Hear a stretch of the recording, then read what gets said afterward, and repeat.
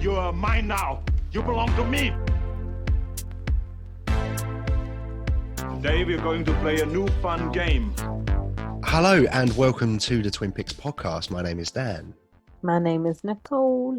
This is our Adaptations episode. We're going to be talking about two films that were adapted from something. After that, we're going to pick our films and our topic for next week, and the choice is mine. After that is Stitch Up. I had to watch Get a Job. Before all that, we have a little chat about whatever we want. Anything goes, we call this bit. So how have you been, mate?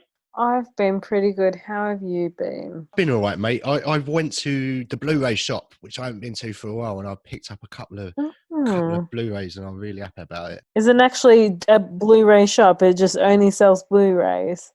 I mean, no. They sell computer games and, you know, like a Nokia 3310, steering wheel for a Dreamcast, that sort of shit. I used to go in there back when the world was working and just spend a little bit of time seeing what they got. I've been after Tron Legacy for ages, but I didn't buy it a few weeks ago because it was up for £2.50, and I went in there and it was up for £1.50. I was like, yes, saved £1. So I got that. And I watched Tron Legacy on in loud, which was great. Nice. I do enjoy a bit of Tron Legacy. It's not the greatest film, but that Daft Punk soundtrack really, really makes that film for me. What else did I buy? I bought 12 Angry Men, which Yeah. did we cover that for the show? We didn't actually cover it, but we both watched it for, That's I think right. it was like movies set in a day or it was one of those films. It was either that or a single location. Yeah, I couldn't remember because I bought it and I thought, yeah, did that for the show, loved it. And I went back to try and find out what show it was on. I couldn't find it. I was like, oh, what?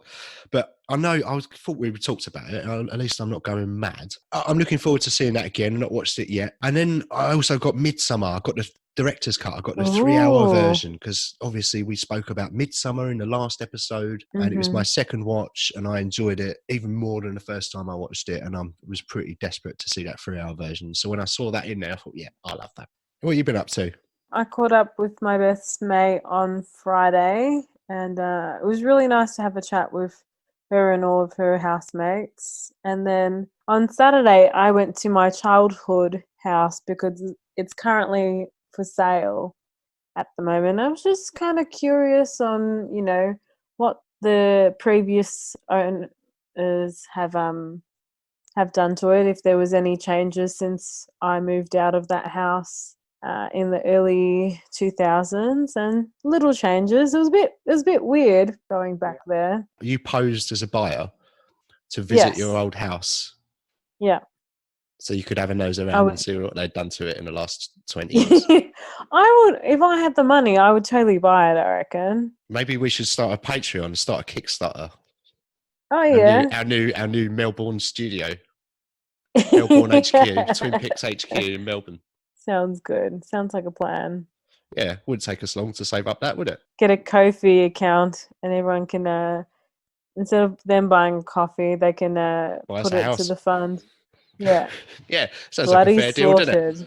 There you go. You got to buy us a house. There's an hour of us talking about shit about films. You've been watching much this week? What have you been consuming with your eyeballs? I have. I've watched a total of 11 films this week. You beat me by one. I mean, there was a day off. I had a 3-day weekend, so more time to actually watch films. I watched a documentary called Pick of the Litter, which is about guide dogs, and they're from birth, when they actually become a guide dog, how that whole system works. And I think, I can't remember the exact number. I think it was like about 600 dogs go into training per year, and like maybe even half or like a third of them actually get chosen to be a guide dog just because of their temperament and stuff. And then I watched some films based on novels. Funny enough, I watched Pride and Prejudice, the Keira Knightley version. And I was like, I hadn't seen this in forever. And I was like, oh, this is actually not too bad. I didn't mind it. Okay. And then I watched My Sister's Keeper, which I believe I've read that book before. It's got Cameron Diaz and the young girl from Little Miss Sunshine. And then I watched Rebecca, the Albert Hitchcock version as well as the new version that is recently came on Netflix, and that was my 300th film. Excellent. So you made it to 300 and you watched Rebecca, which is new, isn't it, on Yes, Netflix? it came out about a week or two ago. Yeah. I do like both films. I see how people have criticized the newer version of it. Like Maximin's character, he doesn't seem as like strong and harsh in the more modern version compared to Albert Hitchcock's version of the film. I watched both Borats this week as well. All right, let's get into this then. Let's get into Borat, because I watched Borat 2 this week because it's new on Prime. Did you watch both of them or just the new version? I've seen the first one a few times. I went to the cinema to see the first one, and honestly, did you? Yeah, the first film is probably the most I've ever laughed at a cinema. So I was really looking forward to watching Borat 2. But what did you think of Borat and Borat 2? Was it the first time you'd ever seen Borat I'm pretty sure I've seen the first one, or maybe I've just seen 3/4 of it because I knew what happened at the end. You know, him trying to kidnap Pamela Anderson, or not kidnap her, like make her his wife, kind of thing. What did you think of Borat 1 and what did you think of Borat 2? I felt like they were quite similar to each other, so it was all right. Did you think it was brilliant? I thought Borat 2 was the funniest and most insightful thing that I've seen in a long, long time. I love the way he does set things up and he does poke people and he does provoke them and they do react. They give him the reaction he wants. So he's complicit in it, but he is trying to highlight all these attitudes. And there were a couple of instances where I thought he went too far. There was one point in where he goes into the Jewish place of worship. There's a name for it, but I'm so uneducated, so I don't know it. Where he goes in and he's dressed as the stereotypical, highly offensive Jewish person with the hat and the long nose and the fingernails. Oh, yeah. He goes into that place and he's talking to those two old ladies, right? And you think I was cringing at that bit, thinking this is the point where I think it's going a bit too far, right? Yeah. But I have watched a YouTube video about it last night, and apparently they knew about it. Like he went in and had a chat with them and said, "Yeah, this is fake. I'm actually Jewish. I'm satirizing these beliefs." They knew what he was doing in that scenario, and that made me feel a little bit more comfortable with it. Some of it would have had to be staged to an extent, I guess. What else have you been watching in the thousands of films you've consumed? That's pretty much all the films that I've watched. What about you? I've managed to watch 10 this week, so one less than you. But I started with trying to keep on the adaptation theme. I watched Misery, which after our cults thing, I probably should have tried to watch something uplifting, but instead I went for Misery, which was a fucking misery. It's a great film though. Have you seen Misery? I don't think I have. Stephen King adaptation. James Caan, writer, has an accident, gets taken in by an obsessive fan, Kathy Bates, and she's a psychopath woman, and it's difficult to watch. There's the notorious part in it where he gets his legs, something done to his legs, right? It's not a spoiler. Don't. But yeah, that's a classic turn away moment. But I promised myself I wasn't going to turn away, and I watched it. And I really wish I hadn't. Then I watched a film called Digging Up the Marrow, which is like a found footage monster film, which was a bit of fun. Vivarium, watched that on Shudder. My sister's been on at me to watch that for ages, and I finally watched it. And that was all right. Then I watched a film called Spiral, which I really enjoyed. You could say culty vibes, but that was really good. About a same-sex couple that move into a town. And there's this weird shit going on, and maybe one of them's losing his mind, maybe he's not. And it's a very interesting psychological horror film. Lots of tension, good watch. And then that was it, mate. And then it was just after that, I just watched the podcast films, and I've watched various documentaries and stuff, but we won't talk about them. But that takes my total up to 330 now. So I've got another 36 to go to fill my year's quota. I'm 25 behind you. Are you aiming to beat me? Is this your quest? No. If wasn't it whoever loses has to watch the Stitch Up Christmas special or something for the whole of next year, or watch all the Stitch Up films? That's fucking not happening. No way. You wish, mate. Yeah, I need it. Yeah, 330. Got another 36 to go before I get to 366. I think I might move the goalpost. I think I might move it to 400 as my target. I think that's doable. You could definitely do it. I'm happy just getting to 366. Yeah, I'll be satisfied with that. Last year, I did exactly 300. I've talked about this before, but I made it to exactly 300 because I watched 300 on New Year's Eve. But last year, I had a job and lots of life things going on. And that seemed insane to me that I watched 300 films. That seemed fucking crazy. Let's move on to section 2 then. Section 2 is the part where we're going to talk about the films that we chose last week. But before we get to talking about the 2 films that we watched, we do a topic intro. And as this was your choice of theme and topic, it was your turn to come up with an intro. Sometimes we do a quiz, sometimes we do other things, but have you got something in store? Yeah, I do. I was almost gonna do a review on both Rebecca's for the intro, but I've already spoken about that. I did do a quiz on the weekend about novel adaptations on films. I want to see how well you would do on this quiz. Right, quizzy time. We should start recording our results in these quizzes, but I'm not doing that. It's more work. He's like, Nicole, you're doing that. The thing is, with this quiz, I'll put your answers in and then I'll tell you at the end which is correct and which isn't correct. All right. Are you ready? Yes. Question number 1. The 1995 teen comedy Clueless was loosely adapted from which Jane Austen novel? Was it A, Emma, B, The Great Expectations, C, Pride and Prejudice, or D, Sense and Sensibility? I think it was Great Expectations. I think it was Emma, but I will tell you at the end. You say Great Expectations. No, right? I said Emma. Yeah. Question 2. Philip K. Dick's novel Do Androids Dream of Electric Sheep was loosely adapted to Blade Runner. Which highly... Next question. You'll get this one as well. I got this incorrect, and then when I saw the results, I'm like, oh my God, how did I not get this? Question 3. In 1979 film, Apocalypse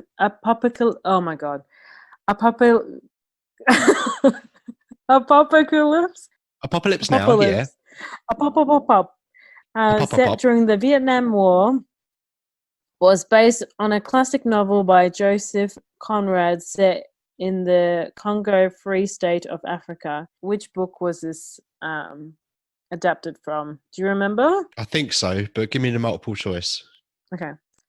Crime and Punishment, Heart of Darkness, War and Peace, Arrow of Gold.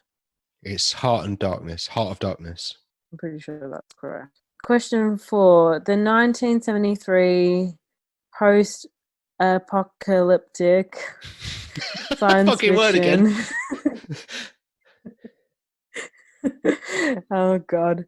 The 1973 post-apocalyptic science fiction film, Soylent Green, which was prominently concerned with overcrowding and overpopulating, was loosely based on which novel by Harry Harrison?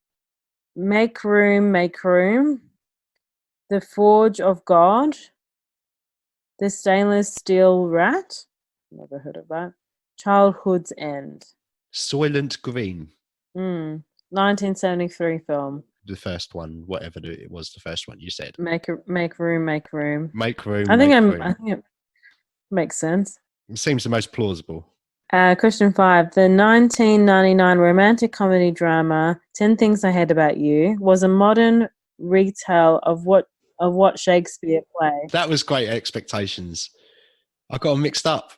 Neither of those options are there. I mean, it's not Great Expectations, obviously. That's what I was saying. It's obviously not that. Obviously. A Taming of the Shrew. B, Much Ado About Nothing.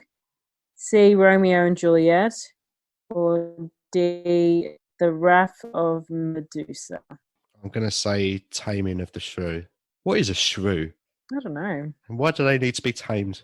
Maybe they don't want to be tamed. Question 6.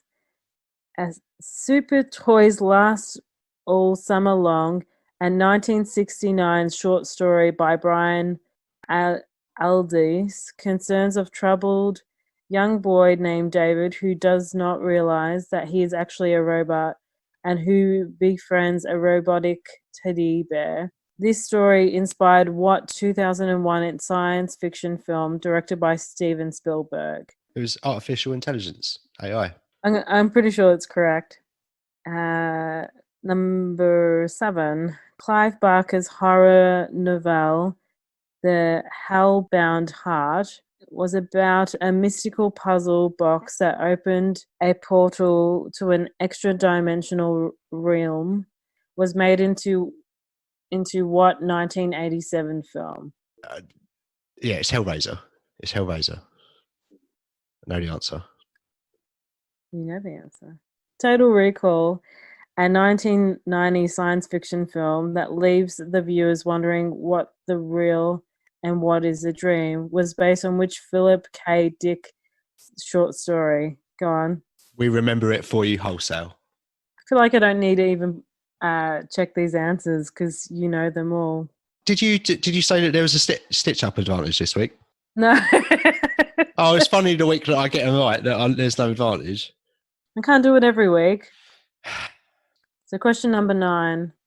The trauma novella Dream Story, a 1926 psychological novella by Arthur Schnitzler, a story of which a doctor... Yeah, thank you. Which a doctor becomes upset when his wife reveals that she has fantasized about an extramarital affair with a stranger. He then goes on a stranger erotic journey that cultivates him to attend bizarre and debacle masquerade balls. Eyes wide shut. Look at you! I don't even have to fucking tell you. When you said sexy time masks, it's got to be Eyes Wide Shut. What else could it be? Oh, yeah. So the first one you did get wrong because it was Emma, but you're like, oh, no, I changed it. Oh, it was Emma. I changed it to Emma. All right, fair enough. Second one was correct, Blade Runner. Yeah. Number 3, Heart of Darkness. Number 4, Make Room was correct. Hey. The Taming of the Shrew for 10 Things I Hate About You. Yep. Very good. Superboy of Last Summer Long, AI, correct. Hellraiser for Clive Barker's horror novella. Barker. Clive Barker. Whatever. I know someone's going to be very potato annoyed about that. Total Recall, that was correct. We remember for you wholesale. And the last one, The Dream Story, it was Eyes Wide Shut. 8 out of 9. No. 8 out of 9. But I kind of knew the first one. I kind of knew that I was wrong. Well, I knew I was wrong when you said that you thought I was wrong. But yeah. All right, not bad. 8 out of 9. Not bad. I've got a quiz to do at the weekend. Actually, I'm doing a horror quiz at the weekend, so that's good practice. Hopefully, that Clive Barker question comes up. All right, thank you very much for that quiz, which I nailed. Let's move on to talk about the films, adaptation movies, which are Fight Club and Hunt for the Wilderpeople. I think maybe we should start with Fight Club because it's quite dense, it's quite layered, there's a lot to dive into. So let's start with that one and then lift ourselves up with Hunt for the Wilderpeople. Sounds good. I agree. So Fight Club came out in 1999. It was directed by David Fincher and it was 133 minutes long. I forgot to write down the budget in the box office, so we'll skip it. It costs an amount of money to make, and it made an amount of money at the box office. So the cast, Ed Norton, he's credited as a character called the Narrator. You could also call him Jack. He refers to himself as Jack in the film. Brad Pitt as Tyler Durden, Helena Bonham Carter as Marla, Meatloaf as Bob, and Jared Leto as Angel Face. But he was too blonde. He was too blonde. So, okay. So this was based on a book, which is the reason we chose it. I've not read the book, but I'm dying to read the book. It was by a dude. I'm just desperately trying to put off saying his name because it's a very difficult name to pronounce. But I'm going to give it a go. Yeah, I'm glad that you have to say it and not me, because I was almost going to say his name. Well, I'm going to give it a go. So the first part's easy. He's called Chuck. Chuck Palahniuk. Palahniuk. Yeah. Palahniuk. I'm just going to call him Chuck from this point forward, if we ever refer to him again. But yeah, he wrote the book, and he's written a couple of other books that have been turned into films, or one that comes to mind, Choke. That was made into a movie, which I've only seen it once, but that was quite good from what I remember. I've got this on Blu-ray, so I've had this for a while now, and I've got the 10th anniversary edition. And when you put the Blu-ray on, look at you. I'm not flexing here. This is just fact. So when you put the Blu-ray on, it comes up with "Never Been Kissed." Yeah. Did you know this? I heard about this. No. I saw your information about this. I'm like, what? Yeah. So when I first bought this Blu-ray, I've got home and I put it on, and genuinely I was fooled by that. I thought someone's given me the "Never Been Kissed" thing, and I've taken the Blu-ray out, looked at it. I was like, no, the disc says Fight Club. But it was Fincher. Fincher was trolling us. He made it look like the title screen for the DVD or the Blu-ray was "Never Been Kissed," and it goes for about 8 seconds or so until it kicks in to like Fight Club, and it sort of zaps in like. Yeah, so that always makes me laugh. Not seen anything like that before. Edward Norton, as we said, plays the narrator, or Jack. Yeah, he has got insomnia now. Yeah, he has insomnia, and he seems to be obsessed with IKEA, specifically IKEA stuff, and it becomes pretty clear pretty early that this film is talking about consumerism and the nature of advertising and that sort of thing, and he's trying to find things to make him feel something. So he explains that he starts going to self-help groups because he wants to cry, and he sort of, I think, is it a line of dialogue in the film? He says it's a cathartic release. He's looking for that cathartic release. So he's looking for an outlet. He's looking for, I guess, role model in some way. They talk about their fathers that had left. I mean, I'm already going way deep into this. You could start going into like God is Dead stuff and Nietzsche and all of that. But just to keep it on the film, basically he's struggling with an identity and he makes up his own. Spoilers. Which is Brad Pitt. I mean, everyone knows the ending at this point. If you're listening to this and you don't see Fight Club, then, well, why are you listening to this? Don't listen to this. I mean, to be fair, I was telling you before that this has only been my second watch, and I'd only seen this film relatively recently, like maybe within the last 5 years. I remember when I first watched it, I was like, holy shit, this is awesome. Like, what a great concept. I really liked the bit when they're talking about what celebrity they'd like to beat up. I mean, I put that question to you. What celebrity? If you could fight any celebrity, who would you fight? Jason Derulo. Jason Derulo. Good I answer. fucking hate him. I fucking hate him so much. Every time his song comes on the radio, oh my God, I cringe every time. Sorry if there's anyone that loves him. I'm not offended. I think that's a great answer. Yeah. Well, Edward Norton's answer, I think, was William Shatner, wasn't it? Yeah. What would yours be? No question, Piers Morgan. Another thing, I mean, there's so much that sticks out to me, but we've got to keep it short and sweet. So one thing I really liked about this film, and I wonder how much crossover there was between the book and the screenplay, but it was the dialogue and how snappy it was, how it felt like an Aaron Sorkin script to me when I was watching it. And maybe I'm just making that connection because David Fincher later on sort of worked with Sorkin in other films. But it felt very snappy, and fast-paced, like a Sorkin script, and insightful and philosophical and layered, and every word kind of matters. And I just wondered where the crossover between the book and the screenplay was. Apparently, the author as well, when he watched the film, he thought that the film was potentially even better than the book that he wrote. So. Oh, really? Yeah, I read that on the interwebs. Yeah, that's refreshing to hear that an author enjoys the film more or even doesn't have a problem with it. Usually an author has got some kind of issue with an adaptation. Yeah. Often, most famous one obviously being Stephen King with The Shining. The part on the airplane where we first meet Brad Pitt's character and he talks about the oxygen masks and how oxygen gets you high so you accept your fate when you're about to crash to your death. And I must have said that to people on the next 5 plane journeys after I heard that film, right up until about 2005. I remember saying that to people. And they didn't appreciate it too much. But there's lots of memorable stuff. Obviously, the first rule of Fight Club is not to talk about Fight Club. I mean, what a genius line and what a genius way to market a film as well. Don't talk about Fight Club. What's everyone doing? They're talking about Fight Club. Brilliant. Yeah. Awesome. Even the Mona Lisa is falling apart. That was another really powerful line that I really connected with. Is where they're fighting and Ed Norton's characters, his tooth's falling out in the sink and he's falling apart. And Brad Pitt says, "Hey man, even the Mona Lisa's falling apart." And it's a really like throwaway line, but like it's philosophy. Like this film for me is philosophy in a lot of ways.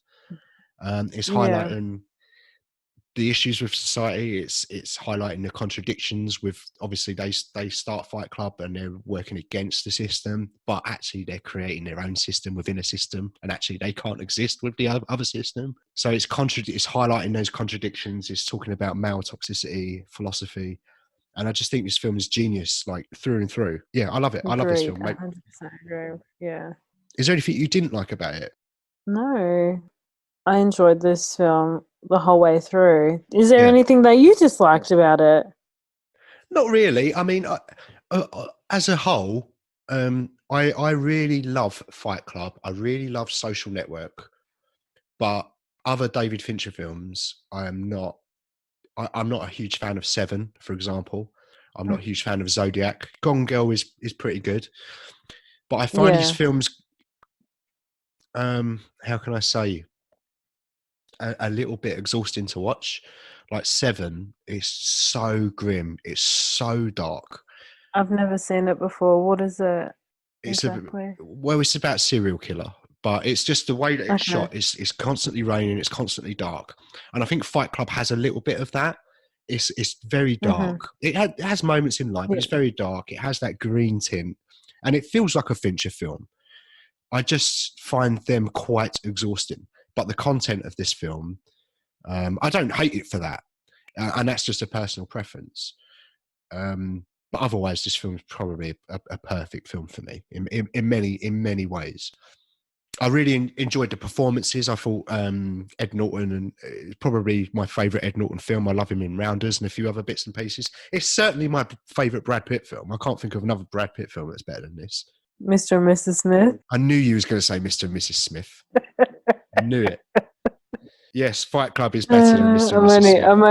I'm only gagging.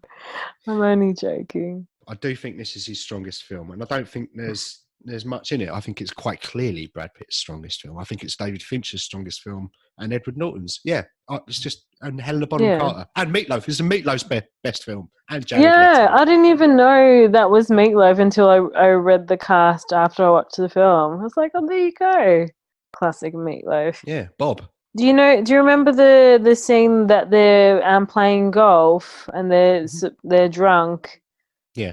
Apparently that's actually them drunk and they're hitting golf balls to the catering van. Are they? apparently that according to the internet, that Norton and Pitt completely but they were drunk and that's how they shot that scene. Awesome. Sounds like a lot of fun. Yeah. Got some scores for it? Some scores for Fight Club. I'm going to give this a 9. 9. Okay. Good strong score. I'm going 9.5. Oh. It's a 9. It's I a mean, 9.5 at the moment. It's a 9.5. Yeah. But it is definitely. I'm going to put it on my spreadsheet for a contender for my top 10 films. Shall we move on to Hunt for the Wilderpeople? Yes, let's do that. So Hunt for the Wilderpeople came out in 2016. It was directed by Taika Waititi, and I have got budget and box office for this. The budget was 2.5 million and the box office was 23.2 million. And it's the highest grossing Kiwi film of all time. It did 12.2 million in New Zealand, cementing its place as the highest grossing film. And I'm pretty sure that the number 2 is also a Taika Waititi film, which I guess would probably be What We Do in the Shadows, or maybe The Boy. Possibly. But the cast: Sam Neill as Heck, Julian Dennison as Ricky, Rima T. Wiata as Bella, Rachel House as Paula, and there are appearances by Rhys Darby as Psycho Sam and Taika Waititi as Minister. So it was based on a book. As we said, this film came out in 2016, but the book is called Wild Pork and Watercress, and that came out in 1986. That was written by a dude what is called Barry Crump. And he sounds like a cartoon villain, doesn't he? Barry Crump. But so Taika Waititi apparently had written this screenplay in 2005. He says the book is not a comedy, but Waititi had turned it into a comedy. Basic plot, very basic plot. Ricky Baker, he is adopted. Baker. Yeah, he's a foster kid and he gets adopted by Bella and Heck, or more Bella. It was more Bella that wanted this thing. And so also the other thing about this is it's told in chapters. So the first chapter, Ricky is meeting Bella and they bond, and then Bella dies and Heck and Ricky head off into the bush. It's very much a story about Heck and Ricky bonding out in the bush and teaching each other things. I mean, Ricky teaches Heck how to process his emotions, and Heck is obviously teaching Ricky the more practical stuff about surviving in the bush. And the knack kept coming up. But it's a very funny film. It's made me laugh out loud a lot more than I remember it doing before. I laughed so much in this film. I really enjoyed this film.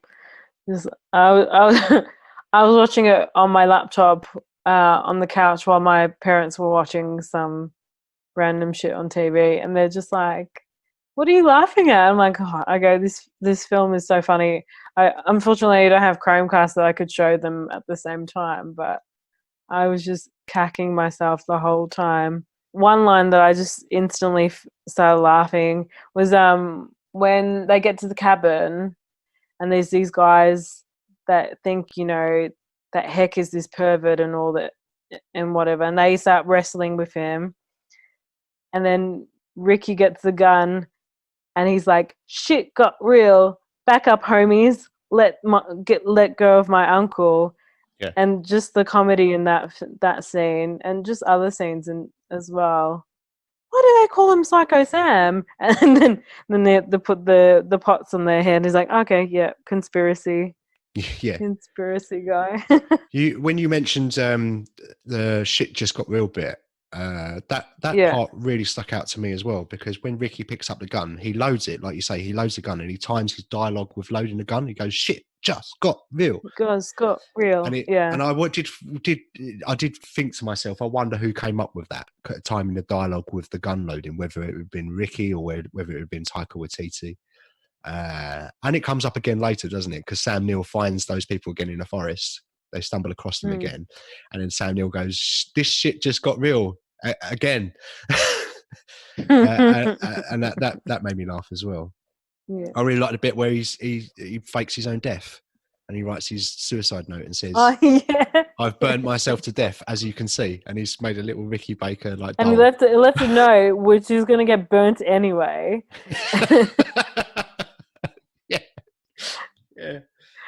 Yeah. So funny. Yeah, Psycho Sam, Rhys Darby. I love Rhys Darby. Me too. He's great in Flight of the Conchords. I've seen a comedy. I've seen him live. I went to one of his comedy gigs a couple of years ago. I just remembered right now. Yeah. Oh, nice. Yeah, I really enjoy him when he pops up in films. I like his character in Yes Man. I think he's really funny in this, and I kind of feel like maybe he is used quite well sparingly in films. Like he would just pop up for a few scenes, but he's a really memorable part of whatever film you watch.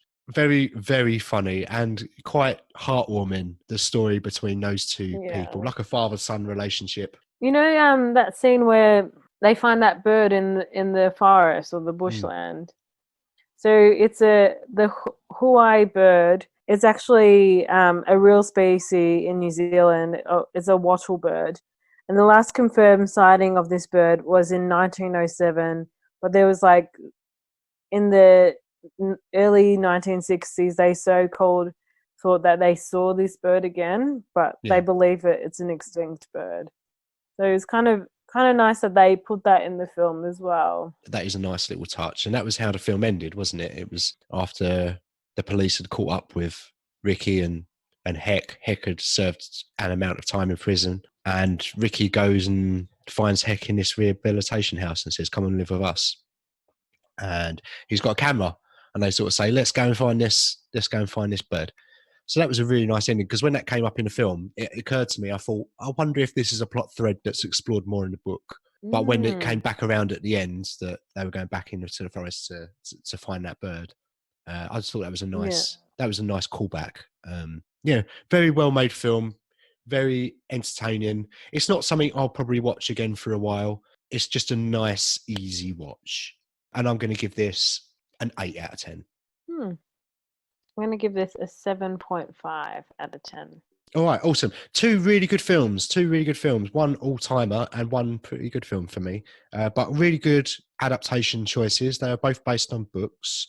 And I'd like to do adaptations again one day, because there's so much to choose from. And you can go comic books and articles and computer games and even plays. And it's really endless. I forgot to mention last week, honourable mention that I should have said was To Kill a Mockingbird, because I studied that book at school and also watched the film. Have you seen that? No, I don't believe I have, mate. It's a great film. That would be potential for Courtroom.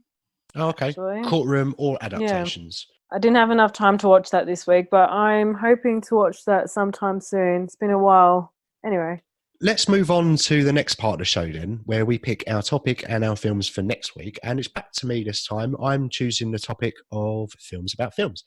Films about films, movies about movies, whatever we're going to call it. I've got a few picks. I've got a few honourable mentions. I've also put a question out on Instagram, and I've got a couple of listener suggestions as well. So I'm going to give you my 3. You're going to give me 3. So we're going to have 6, and then we're going to knock 2 out of each other's list to get to a final one each. So as I chose the topic, I'm going to go first, and I'm going to give you my 3. So my first one is One Cut of the Dead.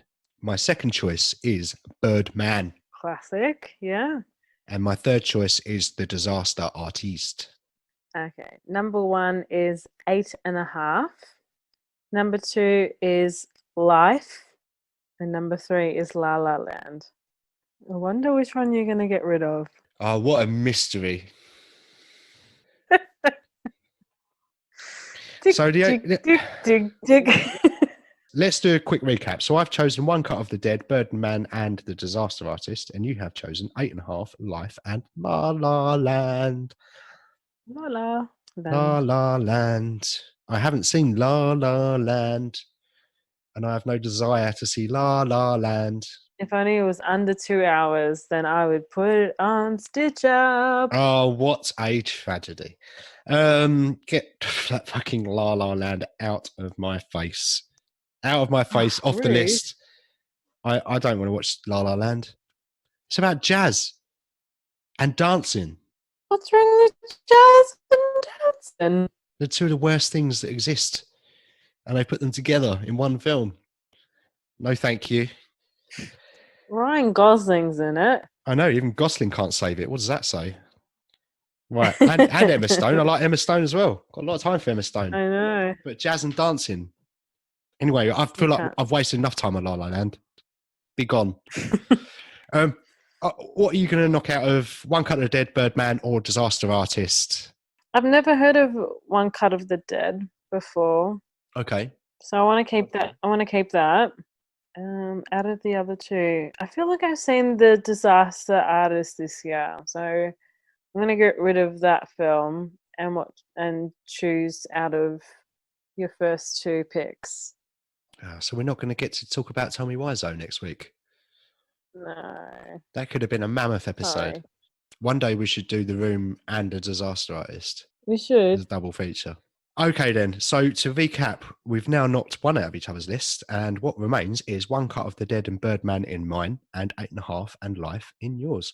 So I'm going to talk about One Cut of the Dead. It came out in 2017, 96 minutes long. The tagline is Don't Stop Shooting, and the synopsis is things go badly for a hack director and film crew shooting a low-budget zombie movie in an abandoned Second World War Japanese facility when they're attacked by real zombies.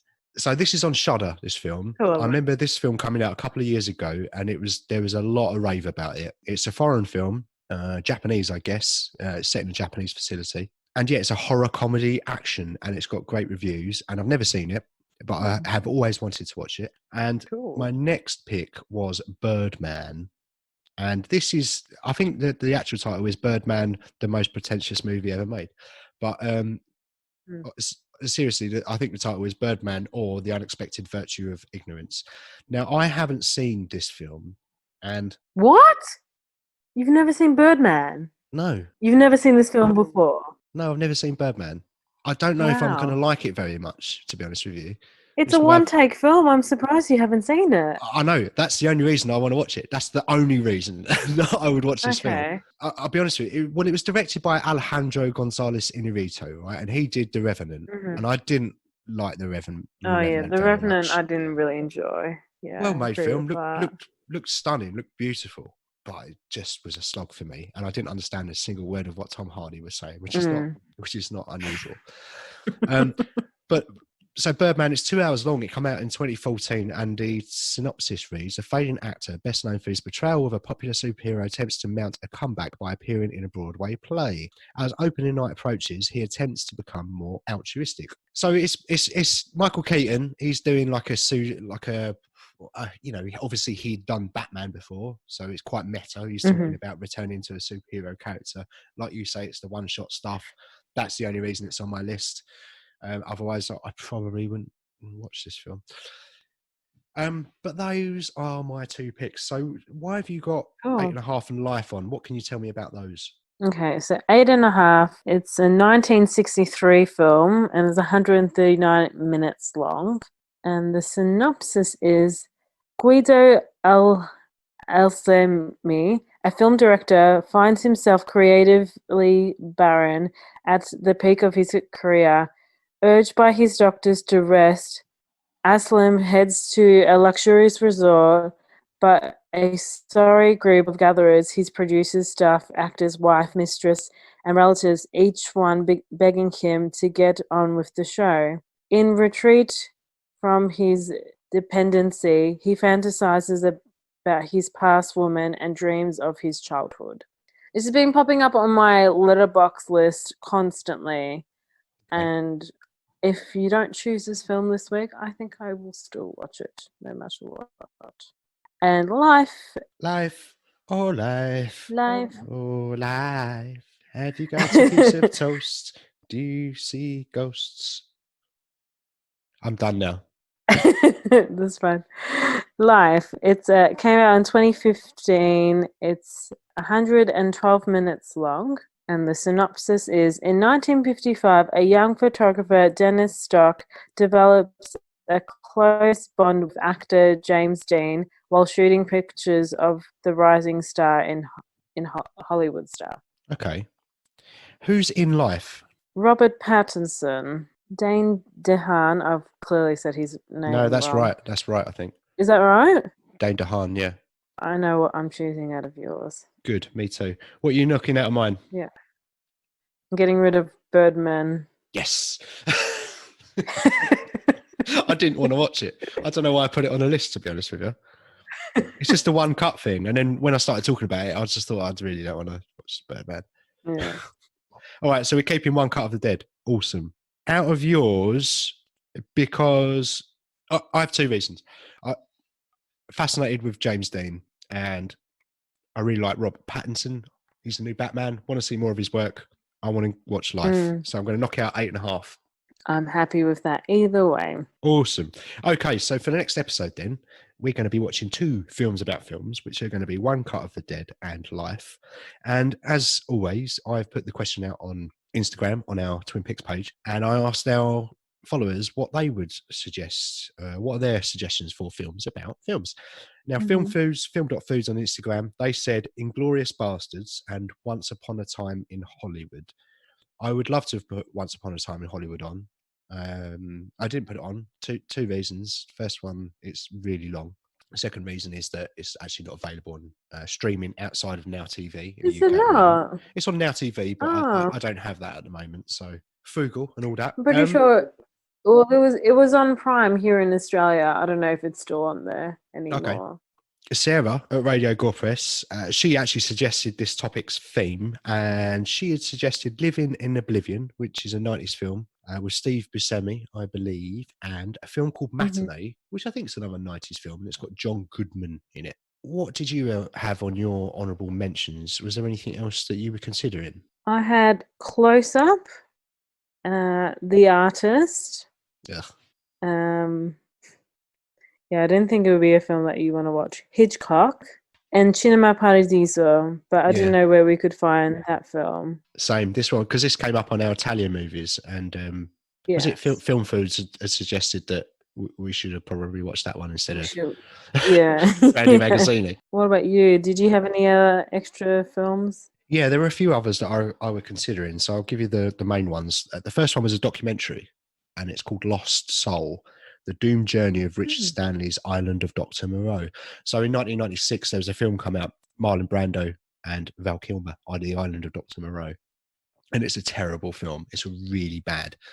But the original director, Richard Stanley, there's like a really famous story about how he got kicked off of the film and then he came back on as an extra. Like he came on, the extras gave him a costume and he came on as an extra. So he was still around the film while it was being made. And it's just a really interesting story about the making of that film. So I'd like to watch it again. So I might watch that. I might watch that soon. I think that's on Prime. Wes Craven's New Nightmare, which actually that was another one of Sarah's suggestions, but that was one of mine too. I'd really enjoy that Nightmare on Elm Street movie. Bowfinger with Steve Martin and Eddie Murphy. That's quite a funny film. Watched that relatively recently. And funnily enough, Hearts of Darkness, the Apocalypse Now documentary, which came up earlier in the question, which might be the reason I knew the answer to that question. Well, so we're done now, are we? We're done on section 2. Mm-hmm. Cool. Let's move on to section 3 then, which is Stitch Up. And again, like I said this last time, but this is basically my section these days. Last week, I had said to you that I think I've watched 14 and you've watched 8 Stitch Ups. That's not true. Mm-hmm. I've watched 15 and you've watched 8. So it's very nearly double. And this is my fourth Stitch Up in a row. And I lost the poll again, and you lot wanted me to watch Get a Job, which stars Miles Teller and Anna Kendrick and Bryan Cranston and quite a few other people, actually, to be fair. Have you seen this film? I've not seen this film, no. But I just saw reviews saying that it wasn't as good. So, did you watch this film? Yes, I watched this film, very much so. So it came out in 2016. It was directed by Dylan Kidd, and it was 83 minutes long. So nice and short. Already, you're kind of like, this is not so bad because it's short. And as I said, it stars Miles Teller, Anna Kendrick, Bryan Cranston, and Mark Maron's in it. He pops up. Hurley from Lost, whose name I can't remember. He's in it. God, who else? There's loads of people that pop up. Oh, McLovin from Superbad. He's in it as well. He's a terrible character in this. A terrible character, like an awful person. This film is not terrible. It's not the greatest, but it's a comedy, and it made me laugh out loud exactly 3 times. Exactly 3 times. I counted. I did a little tally chart every time I laughed, and it was exactly. I had a few times where I smiled a bit, and then I had 3 times where I laughed out loud. So that's pretty good. That's not bad. Not bad for a Stitch Up. It's really good for a Stitch Up. Yeah, so Miles Teller, so he's been brought up in a comfortable family. You know, his parents loved him a lot. Like, he was the best thing since sliced bread and all of that stuff. And he's trying to get a job. He feels that, I guess he's a little bit entitled. He's the YouTube generation. He's creating content and everyone in this film is trying to find a job. They will get jobs, but they will struggle in their jobs. There's a dude in it who becomes a trader, stock trader, but he starts, his first job is as a grunt. So he's just getting people's food and lunch and buying scratch cards and stuff for people. So his story is that he's starting at the bottom and he's got to work his way up, sort of thing. At one point, his boss comes over and presents him with a glass of deer cum. And this dude has to decide whether or not to drink it. Yeah, deer cum. And he drinks it. What was he getting out of it? A desk. Yeah. I don't know if it's worth it. No. I don't know. It's 100% it's not worth it. If someone gave me a glass of deer cum and said, drink that and you can have your own desk, I would think I would pour it over their face. No, thank you. Yeah. Why would I drink the deer cum? It's the most stupid thing I've ever heard. Buy my family home that's going to turn into our podcast studio and I'll be set for life. I'm not saying I haven't got a price. There may be a price, but it definitely is not a desk. The funniest part of this film is that one of the friends, there's a core group of people, there's like 4 of them. One of them's McLovin, one of them's Miles Teller, and then you've got the trader, and there's another dude who's a teacher. The joke is that he's a stoner, so he's also a teacher, so that's funny. But at one point he gets the kids to build a bong for him, which I thought was quite amusing. A child got hit in the face with a basketball quite violently. That was one of the things that made me laugh out loud. And yeah, he's the best character in this film, I think. Or it's the funniest. That's the character that provided the most laughs. It tries to be quite sweet and insightful, which is probably its downfall, because it does step into quite cheesy and a really bad climax. Like the climax of the film is Bryan Cranston working his way into a building and like Miles Teller tosses a CD at him and Bryan Cranston catches it. And it's all done in slow motion. And it's hard to describe that scene, but it felt like that was meant to be the climax of the film and it was a bit dull. So it's difficult to talk about this one because if we talk about a mega piranha or a birdemic, you can go to town on talking about how bad they were and have a bit of a laugh about it. This was not a poorly made film. It was fine. I haven't got an awful lot to say about it. I really liked that. I was really surprised, actually, that a few popular comedians popped up and the quality of the cast. Like I said to Bryan Cranston. I watch Bryan Cranston in anything. I think he's great. And you had Mark Maron, who's one of my favourite comedians and obviously legendary podcaster and all that stuff. So I'm quite curious as to how they managed to get those people on board because it weren't the script. They must have either got paid very handsomely or they were connected with someone who was making a film and maybe they were mates with people or whatever. Yeah, the dialogue was a bit poor, a bit dull and cheesy in places, but it did do what a comedy should do and it did make me laugh. So I will never watch this again. It ain't very good, but I'm going to give it a 4 out of 10 Justice Leagues. That's not bad. Just so I can move on with my life. It was fine. It was better than Grandi Magazzini.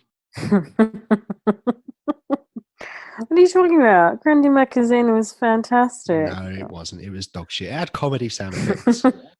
Yeah, a bit cheesy and a bit stupid, but not too bad for Stitch Up. So on that nice, snappy Stitch Up review for once, can we now move on, please, to the next bit and find out who has lost the poll? So it was your turn to put on a poll, and it was between me to watch Who Be Halloween and you to watch The Hottie and the Nottie. And as I said before, it could be 5 weeks in a row for me. I've done 4 in a row now. This could make it 5 weeks in a row that I watch a Stitch Up film. So please, can you tell me, how many people voted? What were the results? And just put me out of my misery because I want to transition into the next period of my life. So there was a total of 8 votes. This is a first for me, I think. I have to watch Hottie or the Nottie. I don't believe you. Is this a wind up? I'm being dead serious.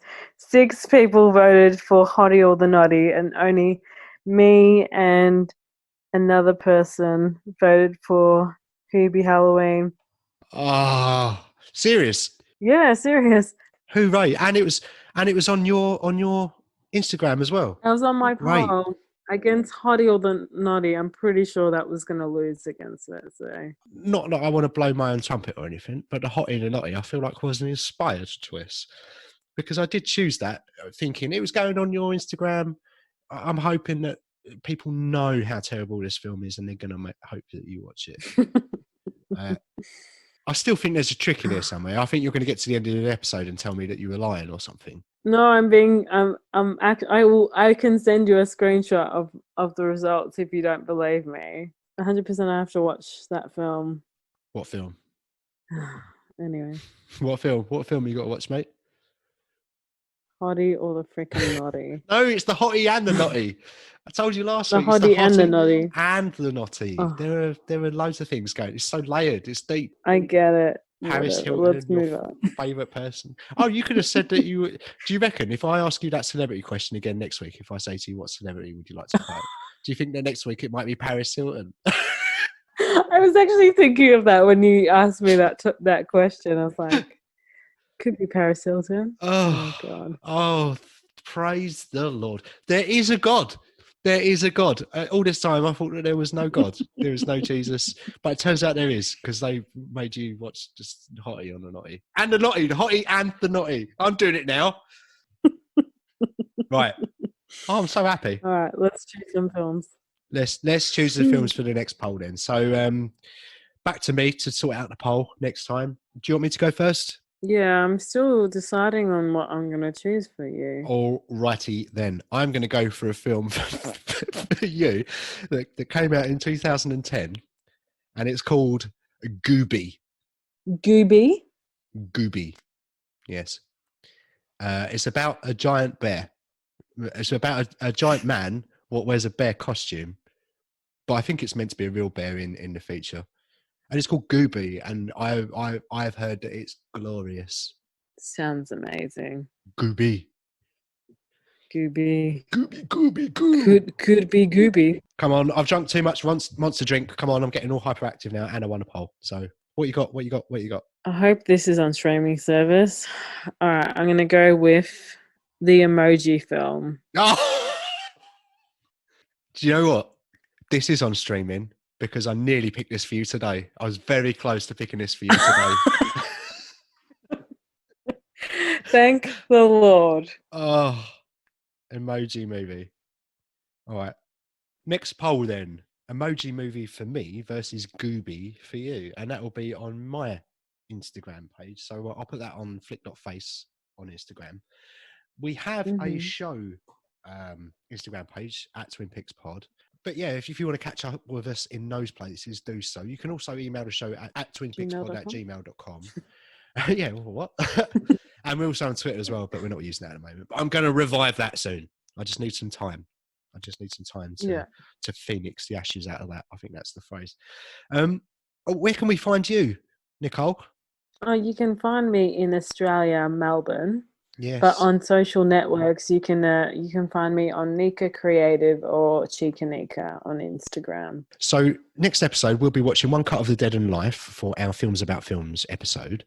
And you're finally watching A Stitch Up. Finally, you're watching The Hottie and the Naughty with Paris Hilton. And that's about it. So we should just wrap it up, right? And thanks for listening. We'll catch up with you next time. Yes. Goodbye, Mr. Norris. Yeah, goodbye, Mr. Norris and all of that stuff. Yeah. Cheerio. Toodle pip. Cheerio. Au revoir.